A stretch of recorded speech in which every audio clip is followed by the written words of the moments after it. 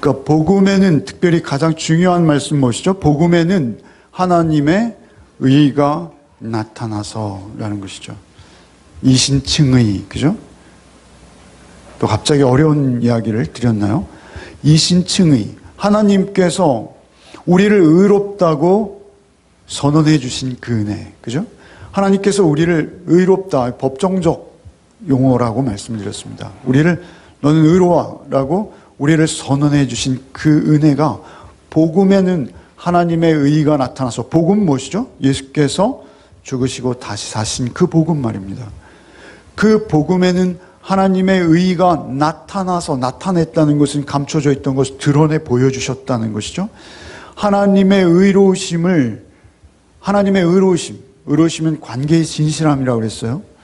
그래서 하나님께서 우리를 구원하시기 위해서 그 아들 예수를 보내셔서 십자가에 죽이시고 살리신 그 사건에는 하나님의 의가 나타나서 우리를 의롭다고 인정해 주시고 선언해 주시는, 불러주시는 그 은혜가 그 안에 나타난 거예요.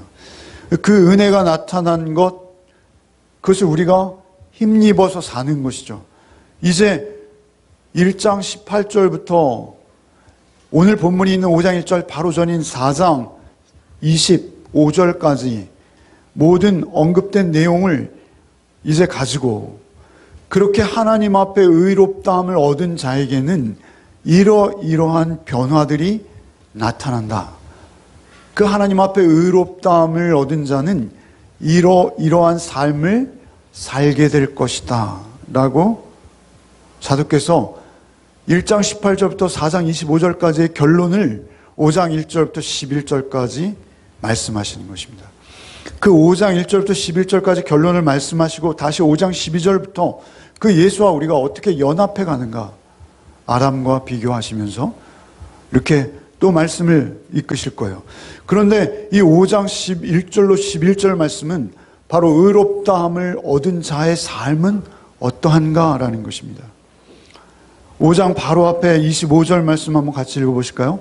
예수는 우리가 범죄한 것 때문에 내어줌이 되고 또한 우리를 의롭다 하시기 위하여 살아나셨느니라. 그러므로 이렇게 시작하죠. 1절에. 그죠? 그러므로 예수께서는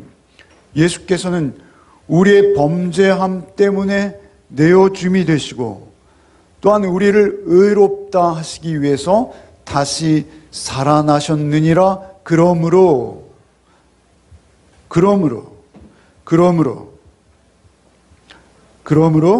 우리는 이렇게 시작하시는 것입니다. 지금까지는 내가 복음을 부끄러워하지 않으니 그들은 내지는 너희는 또한 유대인들은 이렇게 로마서를 받아보는 그들의 어떤 상황과 대상에 따라서 부르는 호칭이 달랐어요. 지금까지는. 근데 4장 후반절부터 지금 5장에서는 전체적으로 그들을 호칭하는 호칭은 무엇이냐면 우리입니다. 우리는 무엇입니까? 그동안은 하나님께 불의하다라고 여겨지고 하나님과 멀리 있던 우리가 하나님으로 부름을 입고 복음 안에서 하나님께 의롭다함으로 선언받고 모여든 공동체 로마 교회, 우리는 이렇게 들어가는 것이죠. 호칭이 자연스럽게 바뀌어지는 것입니다. 그래서 5장 1절부터 11절까지는 의롭다함을 받기 이전이 아니라 의롭다함을 받고 난 이후의 삶을 이제 우리에게 이런 것이다 라고 소개하시기 시작하는 것이죠. 하나님의 의가 우리에게 나타났어요. 그 하나님의 의가 우리에게 나타남으로 인해서 우리는 이제 하나님의 의로우심을 알게 되었어요. 그리고 그 의로우심의 통치와 다스림 안에 들어갔어요. 그리고 그 의로우심의 통치와 다스림의 인도와 보호를 받기 시작한 거예요. 그래서 이제는 하나님 없던 인생과 하나님의 임재, 하나님 앞에서 사는 인생은 이렇게 다르다는 거예요. 그것을 사도께서 이제 설명하시고 결론 내시는 것입니다. 그게 5장 1절부터인 것이죠. 우리가 하나님의 의는 말이죠. 우리가 하나님의 의로우심은 말이죠. 우리 생존의 총체다 이렇게 말해요. 생존의 총체. 생존의 총체라는 거 우리가 살아있음의 모든 분야, 작은 것, 큰 것, 할 것 없이 우리의 삶의 모든 영역, 우리가 삶의 뿌리를 내리고 있는 그 땅으로부터 우리의 세포 하나하나까지 그 모든 것이 하나님의 의로우심 안에 있을 때 우리는 존재의 의미를 갖는 거예요. 그러니까 하나님 안에 있지 않으면 우리의 존립의 근거가 없는 거예요. 허무한 거예요. 마치 쳇바퀴를 돌듯이 우리의 삶은 온통 허무, 없음이에요. 없음. 무예요, 무.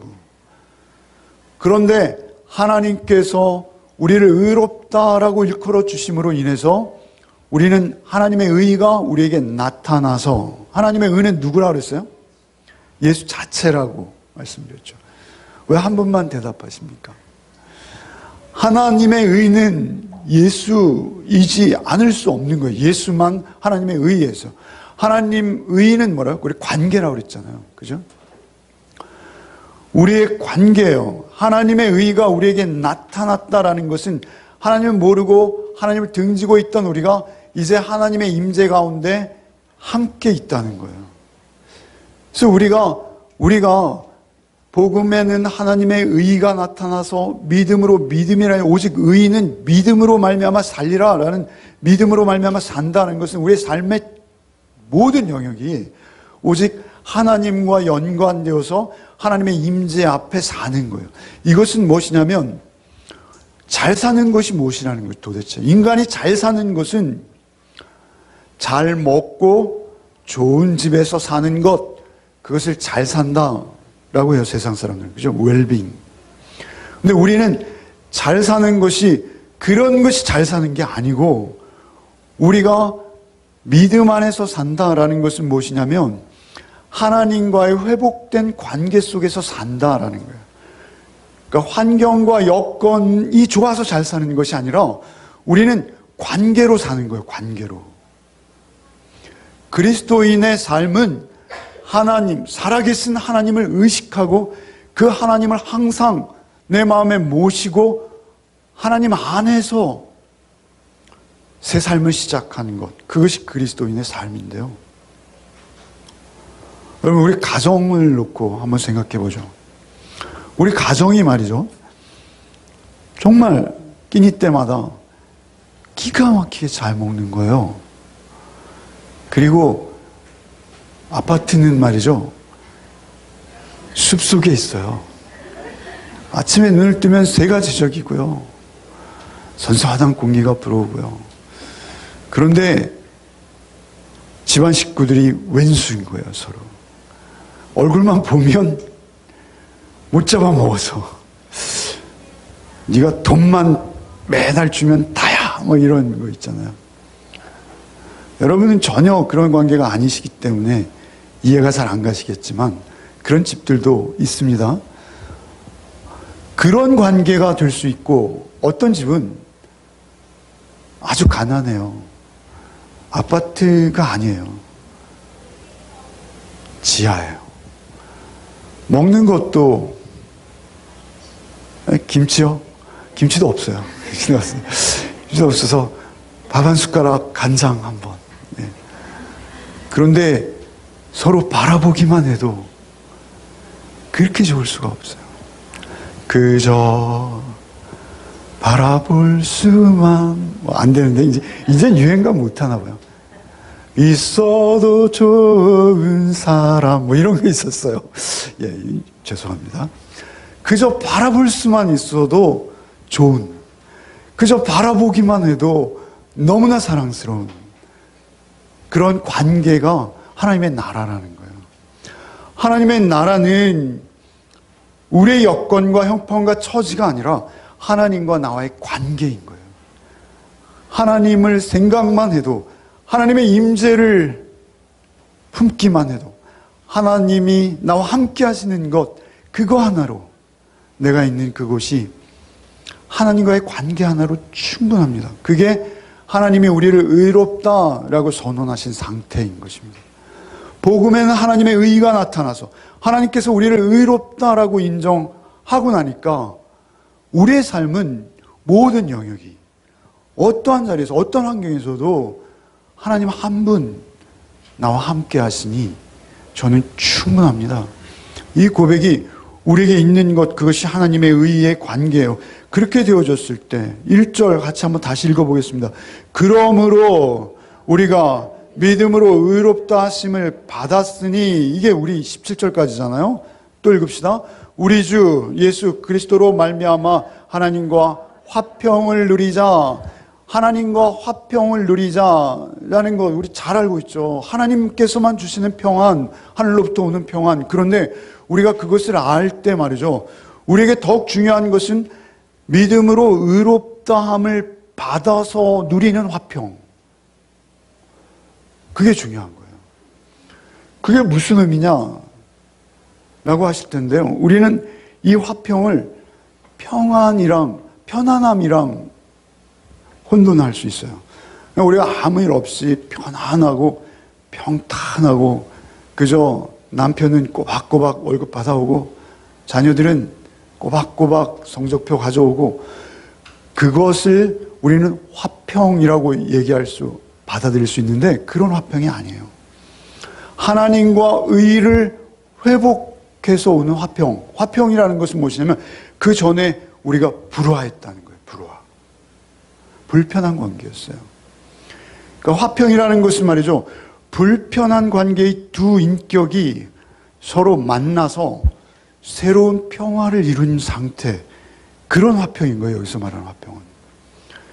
그러니까 하나님의 의롭다 하심을 받았으니 우리 주 예수 그리스도로 말미암아 하나님과 화평을 누리자, 이렇게 말씀하세요. 누리자.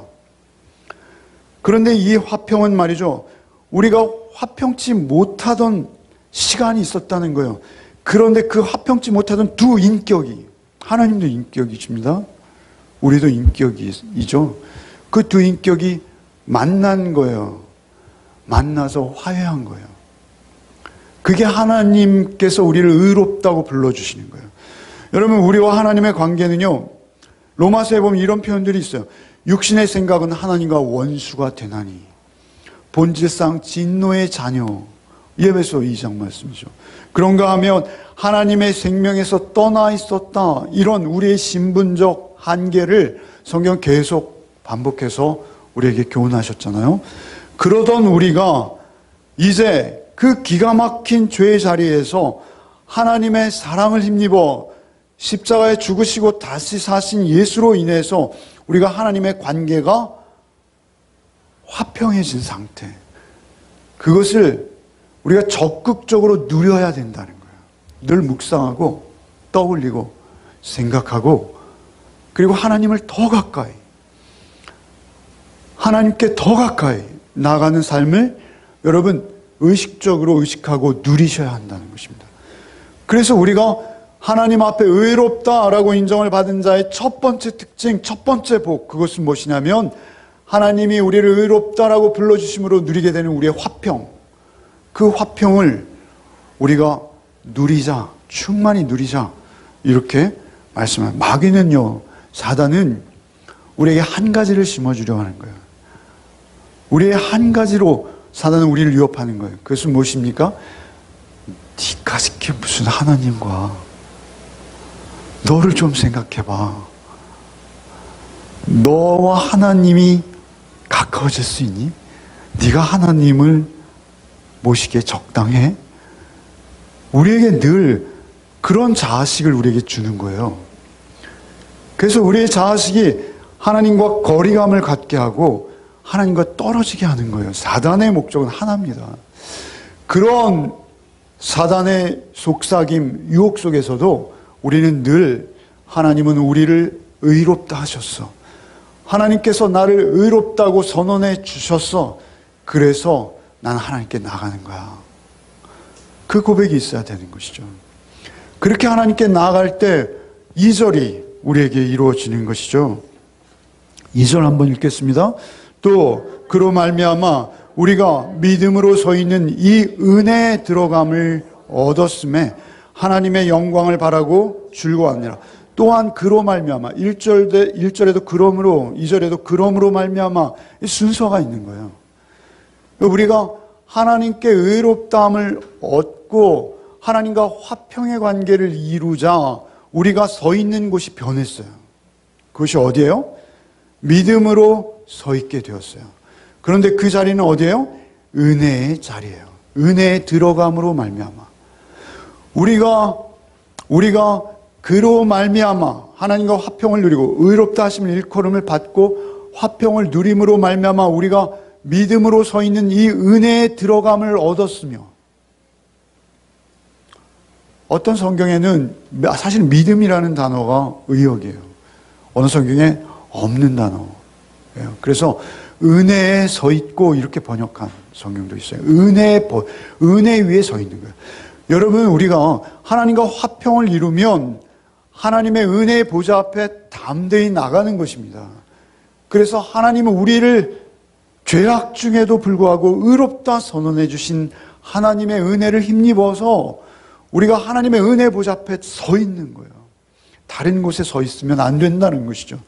하나님의 은혜 앞에 담대히 설 수 있는 거예요. 언제든지 그 권리가 우리에게 있어요. 그래서 하나님의 은혜 앞에 서 있으면 무엇을 보게 된다는 거예요? 그 자리에 있으면 하나님의 영광을 바라보게 된다는 거예요. 그리고 그 영광을 바라보며 즐거워한다는 거예요. 여러분, 하나님의 영광은 하나님께서 우리에게 보여주시기 원하십니다. 하나님의 영광을 우리에게 보여주시고 그 영광의 자리로 우리를 초청하시기 원하시는 하나님의 마음은 어제나 오늘이나 동일하세요. 언제나 변함없어요. 성경은 그 말씀을 계속 우리에게 일러주고 계십니다. 여러분, 화평을 누리는 것은 과거이며 동시에 현재예요. 은혜의 자리에 서 있는 것은 현재예요. 그런데 하나님의 영광을 바라보고 즐거워하는 것 현재이지만 미래에 성취될 것이에요. 영광, 그 완전한 영광은 우리가 영화롭게 되어지는 날 예수께서 부활하신 것과 같은 영화로움으로 우리도 덧입게 되었다. 이렇게 성경 말씀하시잖아요.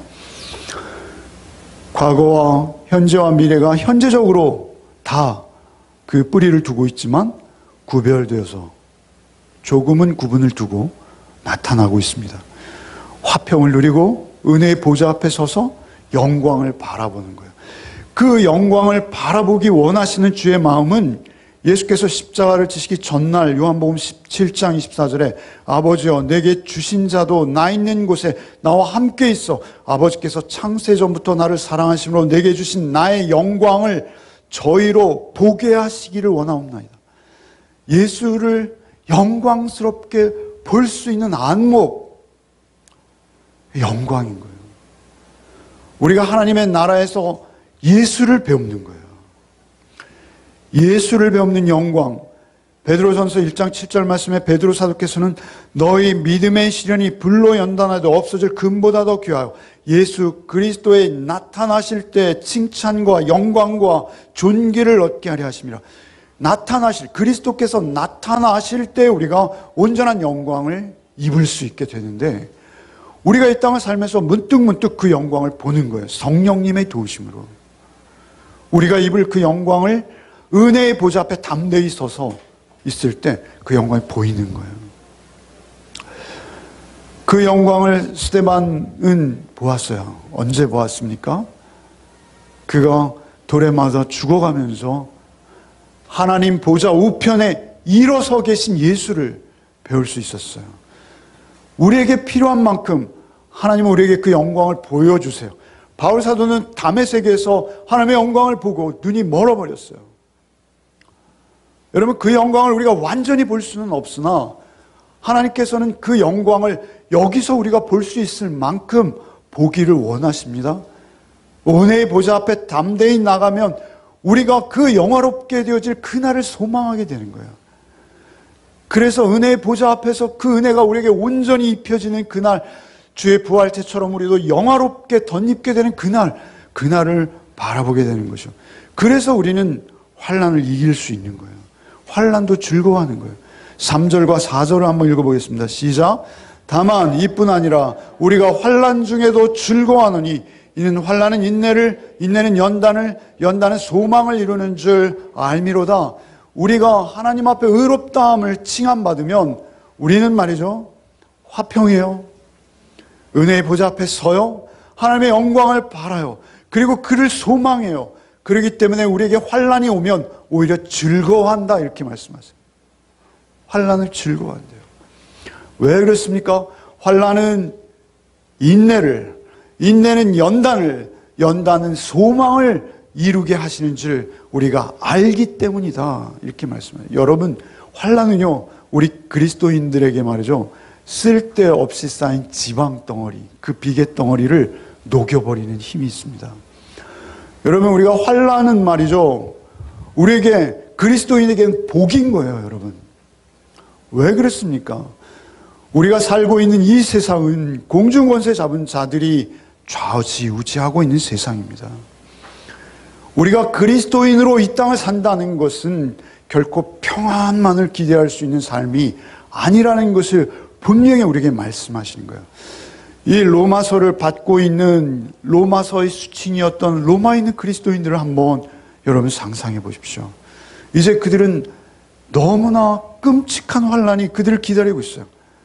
네로의 박해로 바울 사도께서도 순교하시지 않습니까? 그 환난이 그들 앞에 있지만 그들은 로마에서 그리스도인으로 살 때 그 어려움, 그 환난, 들립시스라는, 들립시스는 뭐냐면 사면에서 쪼아오는 거예요. 기름을 짤 때 말이죠. 전후 좌우만 아니라 아래 위에서도 막 압착시키는 그 압착하다, 이런 의미가 있어요. 들립시스라는 헬라어는. 우리가 사면 초과로 그렇게 어려움을 당할 때도 우리가 즐거워하는 것은 우리는 인내할 수 있고 하나님 나와 함께 하셔서, 그리고 그 인내를 우리를 더 성숙하게 연단으로 우리를 인도하실 뿐만 아니라 결국 그것은 우리의 소망을 이루는 과정이라는 것을 알기 때문에, 내가 그리스도인으로 이 땅을 살아나가는 과정이 결국 이 환난이 나를 하나님의 나라로 인도하신다는 것을 알기 때문에 즐거움으로, 그래서 예수의 제자들은 예수의 이름으로 핍박받을 때 즐거워하며 그곳을 떠나니라, 사도행전에 그런 표현이 등장하고 있는 거예요. 우리가 예수를 믿으면 당연히 환난 받는 것입니다. 로마서 8장 17절에 로마서에도 이렇게 다시 말씀하시죠.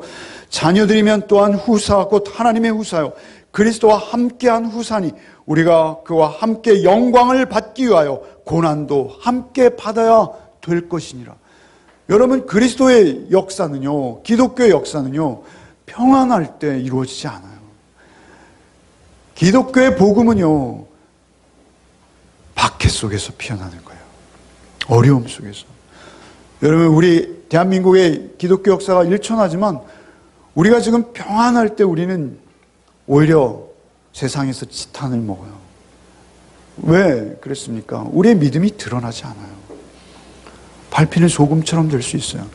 그러나 우리가 일제의 강점기라든지 또는 공산 치하에서는 가짜 신앙과 진짜 신앙은 엄격히 구분돼요.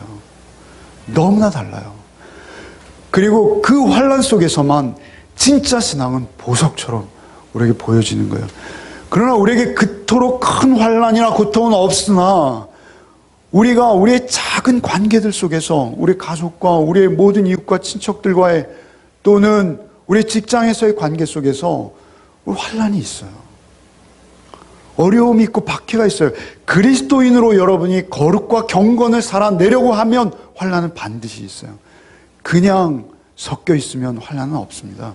그러나 우리가 그리스도인답게 살 때는 반드시 어려움이 있습니다. 그거를 감사하고 즐거워하라고 하시는 거예요. 인내하라는 거예요. 연단하라는 거예요. 그래서 그 소망을 이루어가는 것임을 알라는 거예요. 여러분, 이단보다 더 무서운 게 오늘날 우리 사입이라고 여겨집니다. 오늘날 우리가 사실은 성경을 가르친다 하지만 다 가르치는 게 아니에요. 사이비의 특징은 무엇입니까? 너 예수만 믿어봐. 이 교훈을 따라봐. 모든 문제가 해결되어지고 아무 걱정 없고 순탄할 뿐만 아니라 고통이 와도 떠나가. 예수의 이름으로 명해봐. 떠나가. 이제는 모든 불행은 끝났어. 행복만 우리에게 있어. 이렇지 않다니까요. 기독교는 그렇지 않아요. 사도께서도, 베드로 사도께서도, 주님께서도 너희가 이 땅에서 환난을 당하나 담대하라. 내가 세상을 이기었다. 이렇게 말씀하시지 고생이 끝났다라고 결코 말씀하지 않으세요. 우리는 문제와 문제 속에 있어요. 항상. 그러나 오히려 그 문제가 우리에게 소망을 이루는 과정이고, 여러분 제가 아는 집사님 한 분은요, 직장에서 도저히 자기가 그리스도인으로서 그리스도인의 양심으로 감당할 수 없는 업무가 계속 주어지기 때문에 사표를 쓰신 경우도 있어요. 그 직장은 남들이 다 부러워하는 직장이에요. 그는 가난해졌죠. 여러분, 요즘 세대에 직장을 잃는다는 게 얼마나 큰 재앙인 거 아시잖아요. 그런 상황 속에서도 그가 즐거워할 수 있다는 것입니다. 왜 그렇습니까? 그리스도인은 그렇다는 것입니다. 그리스도인은 그렇게 살아갈 수 있는 존재라는 것입니다. 그래서 5절이 우리에게 주어지는 것이죠. 5절 말씀 같이 읽겠습니다. 소망이 우리를 부끄럽게 하지 아니함은 우리에게 주신 성령으로 말미암아 하나님의 사랑이 우리 마음에 부은 바 됨이니, 이렇게 말씀하세요. 소망이 우리를 부끄럽게 하지 않는다는 거예요. 여러분, 그 소망이 우리를 부끄럽게 할 수 있습니다. 왜 그렇습니까? 세상에 사람들이 살아가는 삶의 방식과 다르기 때문에 우리를 부끄럽게 할 수 있어요. 여러분, 우리가 지난주에 묵상했던 로마서 1장 16절, 내가 복음을 부끄러워하지 아니하노니, 복음도 부끄러울 수 있어요. 여러분 그렇지 않습니까? 복음은 나는 이만큼 착해, 나는 이만큼 선해, 이걸 자랑하는 게 아니에요.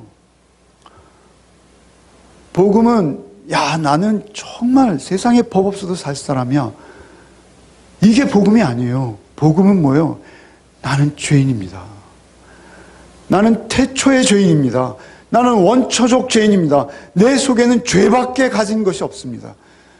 그러나 주께서 내 죄를 대신 사하심으로 나는 이제 최소한 내 죄가 무언지를 알고 그 죄와 싸우며 살아가게 되었습니다. 그게 복음입니다.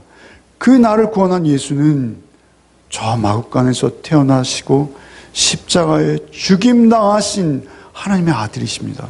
이게 어떻게 세상 사람들에게는 부끄럽게 보일 수 있는 거예요. 내가 복음을 부끄러워하지 않으니 라고 말씀하시듯이 오늘은 뭐예요? 내가 그 소망을 부끄러워하지 않으니. 여러분, 그 소망을 가지고 살면요, 세상 사람들이 비웃고 조롱하는 겁니다. 예수가 밥 먹여줘? 그런 것이죠. 그러나 그 소망이 우리를 부끄럽게 하지 않는다는 거예요. 왜 그렇습니까? 그 소망이 결국 이루어질 것인데, 그것은 내가 이루는 것이 아니라 성령으로 부어주시는 예수의 사랑으로 이루어지기 때문에 그렇다는 거예요. 성령으로 부어지는 예수의 사랑으로 그 소망을 주께서 이루어내실 것이기 때문에 내가 부끄럽지 않다는 거예요. 예수의 사랑이 나를 강권하시니 내가 남노한 차림으로 세상을 살지만 하나님의 의로우심을 쫓아 살게 하셨으니 나는 부끄럽지 않아. 하나님의 사랑이 나를 강권하고 계셔. 그 부끄럽지 않은 거예요. 성령이 부어주시는 하나님의 사랑이라고 그러시죠. 그죠? 소망이 우리를 부끄럽게 하지 않으면 우리에게 주신 성령으로 말미암아 하나님의 사랑이 우리 마음에 부은 바 됨이니, 성령이 하나님의 사랑을 우리 마음에 부어줄 수 있어요. 다른 것은 하나님의 사랑을 우리 마음에 부어줄 수 없어요. 성령만 하나님의 사랑을 우리 마음에 부어줄 수 있어요. 여러분, 성령에 대해서는 사도께서 로마서 8장에서 말씀하실 거예요. 성령이 우리 안에 하시는 일이 얼마나 많으신지요. 그런데 그 8장에서 성령을 언급하시기 전에 여기서 다시 성령을 대입시키시는 거예요. 성령이 우리에게 하나님의 사랑을 부어주신다. 부어주신다는 헬라어는요, 어떤 액체 상태에 있는 것을 쏟아붓다, 이런 의미예요. 쏟아붓다. 물이라든지 술이라든지 피라든지 이런 것을 이렇게 쏟아부을 때 그런, 붓다라는 거예요. 성령이 우리에게 부어주세요. 무엇을요? 하나님의 사랑을. 그런데 그 사랑이 어떤 사랑이냐를 다음 장에서 말씀하시는 거예요. 오늘의 본문이에요. 이제 본론인 거예요. 이제야 본론인 거예요. 6절부터 10절, 이제야 눈치채셨어요. 6절부터 10절을 한번 읽어보겠습니다. 6절부터 같이 읽겠습니다. 우리가 아직 연약할 때 기약대로 그리스도께서 경건하지 않은 자를 위하여 죽으셨도다. 의인을 위하여 죽는 자가 쉽지 않고 선인을 위하여 용감히 죽는 자가 혹있거니와 우리가 아직 죄인 되었을 때 그리스도께서 우리를 위하여 죽으심으로 우리 하나님께서 우리에 대한 자기의 사랑을 확증하셨느니라. 그러면 이제 우리가 그의 피로 말미암아 의롭다 하심을 받았으니 더욱 그로 말미암아 진노하심에서 구원을 받을 것이니 곧 우리가 원수 되었을 때 그의 아들의 죽으심으로 말미암아 하나님과 화목하게 되었은즉 화목하게 된 자로서는 더욱 그의 살아나심으로 말미암아 구원을 받을 것이니라. 사실은 이 말씀은요, 책 한 권이에요. 그런데 다 읽어버렸어요. 왜냐하면 여러분에게 그것을 이 자리에서 다 전하고 싶다라고는 생각지 않아요. 왜냐하면 제가 여러분 전할 수 없기 때문에 그래요. 그것은 여러분 성령께서 전해주셔야 되고 성령께 받아야 돼요.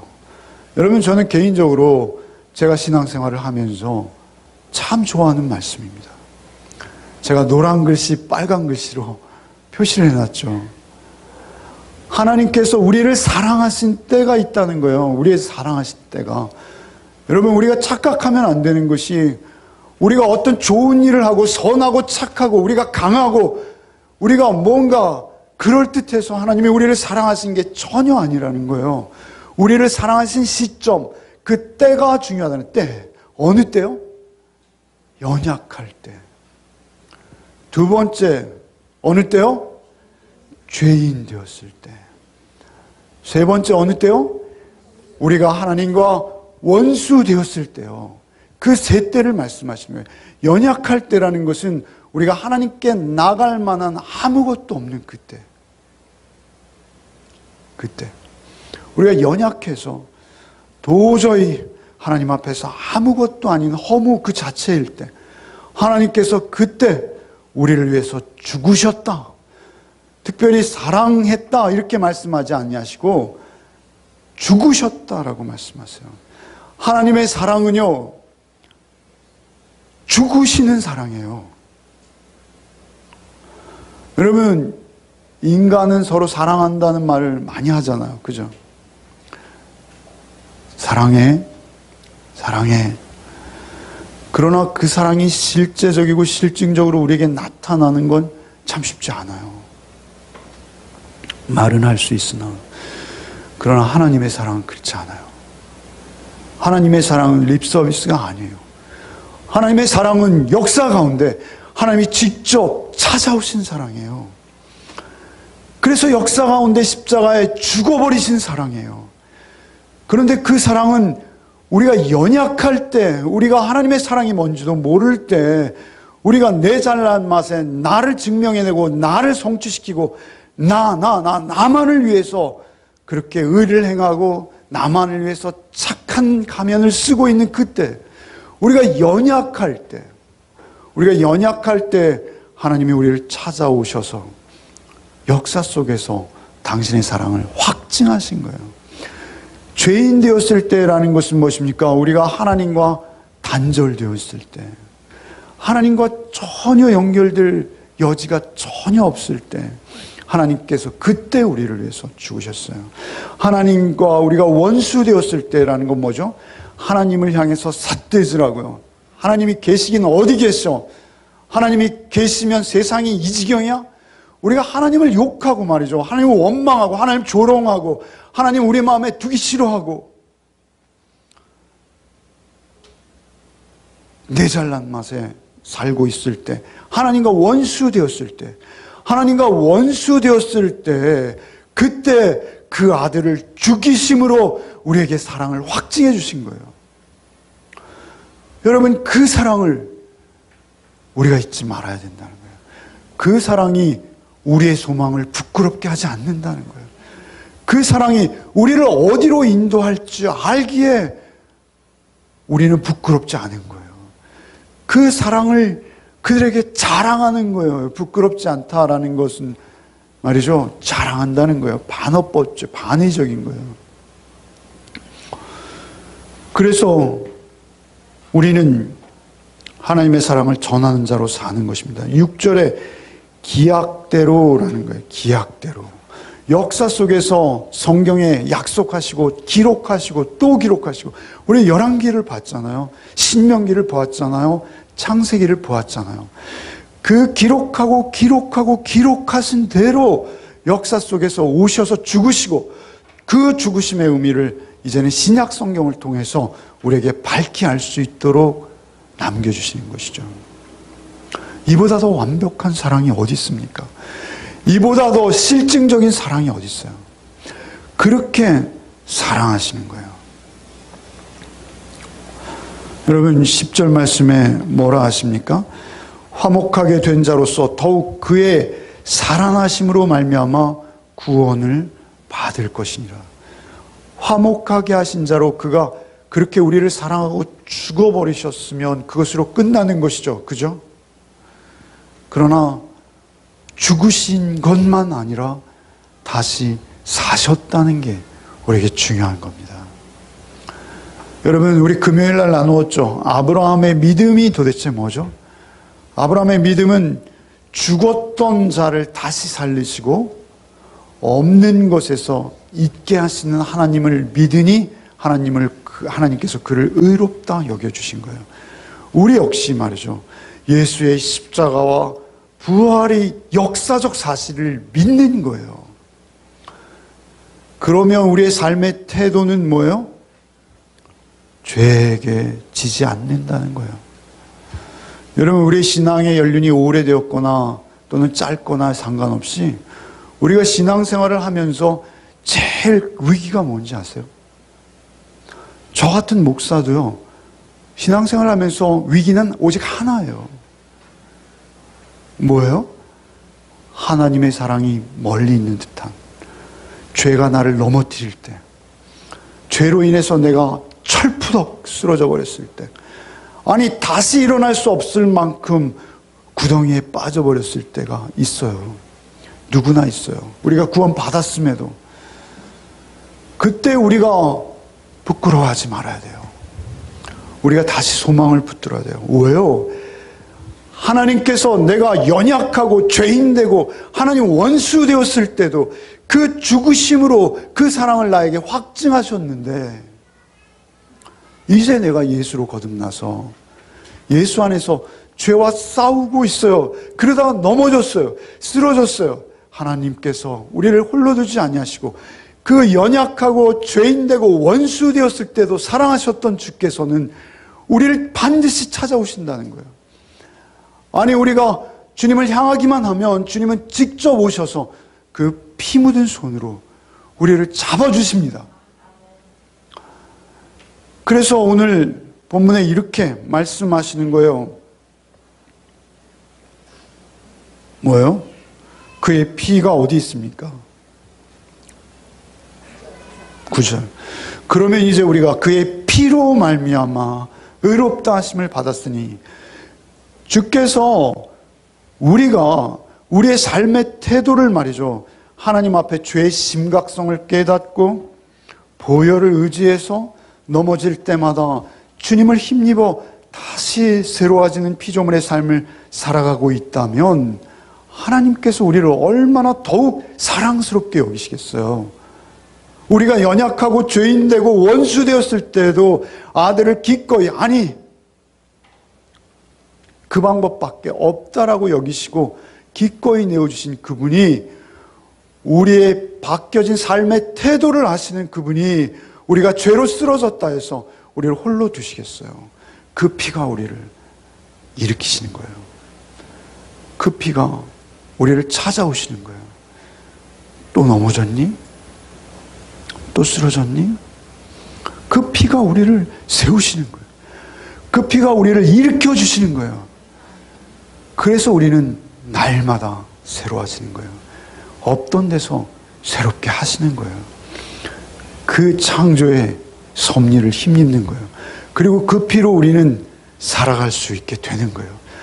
여러분, 그 소망이 여러분 안에 있으시기 바랍니다. 그 소망만이 우리를 살리시는 거예요. 그래서 우리가 구원받을 줄 아는 거예요. 아, 내가 구원받을 수 있구나. 구원받을 수 있구나. 그것을 우리의 삶 속에서 그 사랑이 날마다 확증해 주시는 것을 경험하면서 내가 오직 그 사랑에 매여서 살고 있노라 고백하게 되는 거예요. 여러분이 그 사랑의 관계를 회복하면 회복되지 않을 관계가 없어요. 여러분의 가정이 아무리 척박해도 그것이 천국인지 확인하게 될 것입니다. 하나님의 사랑이 여러분 안에 있으면 여러분 그 사랑으로 날마다 즐거워하는 거예요. 여러분, 오늘 5장 1절부터 11절까지 3번 또 등장하는 단어가 있어요. 5장 2절에 뭐예요?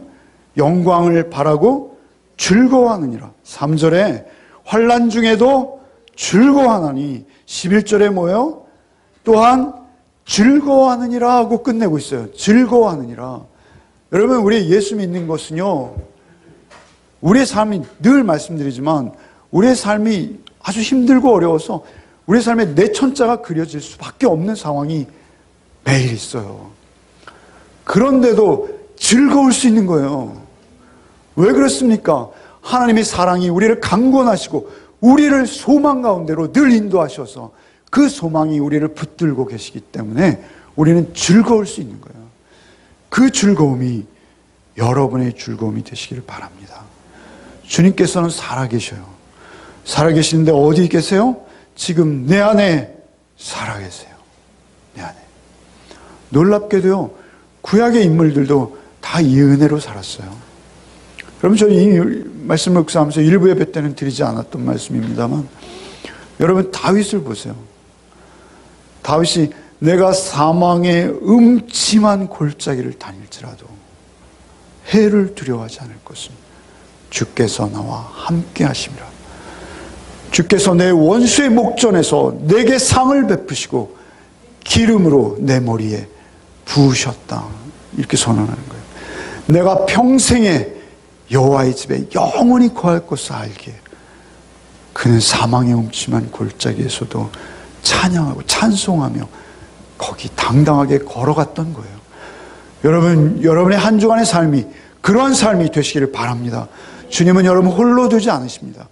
여러분 힘을 내십시오. 주의 사랑, 우리가 연약하고 우리가 죄인되고 원수 되었을 때에도 우리를 위해서 죽어주신 사랑을 절대 놓치지 않고 그 사랑 안에 거하시는 한 주간 되시기를 소원합니다. 성령께서 그 사랑을 부어주실 줄 믿습니다. 주님,